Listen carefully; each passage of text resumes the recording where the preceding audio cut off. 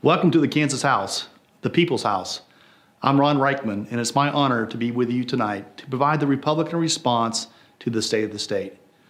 First, I want to thank the governor for her remarks and for joining us in the House chamber for this annual address. Republicans have been focused on many of the same goals the governor talked about tonight.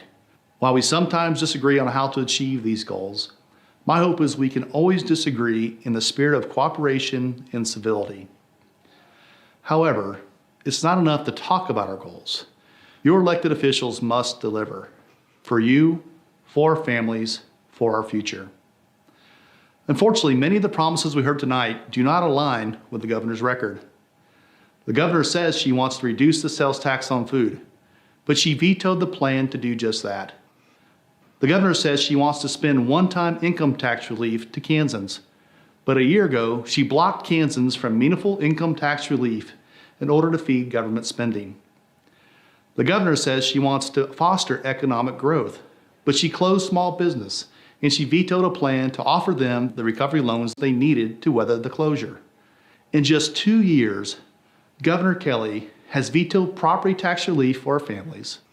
The governor blocked a scholarship plan so that more of our young people could afford the education they need to enter the workforce. She's vetoed protections of our Second Amendment rights.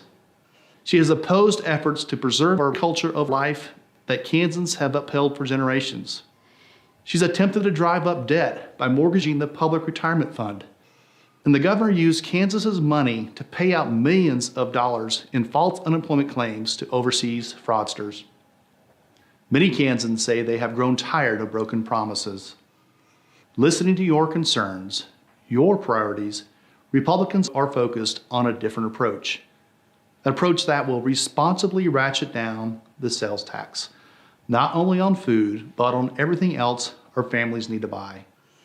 Take a save more instead of a spend more approach, resisting the temptation to overspend one-time federal dollars.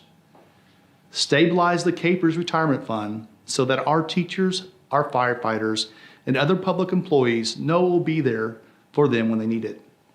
Continue to invest in mental health so that our children, our veterans, and our families can access services when and where they need them. Protect access to safe, reliable water sources for our families and our farmers.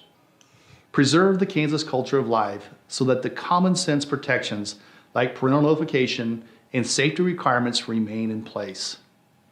Borrowing from President Eisenhower's words, the proudest thing I can claim is that I'm from Kansas. Whether you were born here or adopted Kansas as your home, we all have a deep-rooted love for our state. It's a state where the American dream is still reality, where a kid like me from a small town like Meade can grow up and serve in the legislature, where my kids and your kids can grow up and be anything they want to be. As Republicans, we pledge to keep that promise alive through smart economic decisions that don't drive up debt, through meaningful tax cuts instead of small one-time handouts, through steady leadership that will keep businesses and good-paying jobs in our communities instead of forcing them closed. Together, I know we can keep the American dream, the Kansas dream, alive and well. May God bless you, and may God bless the great state of Kansas.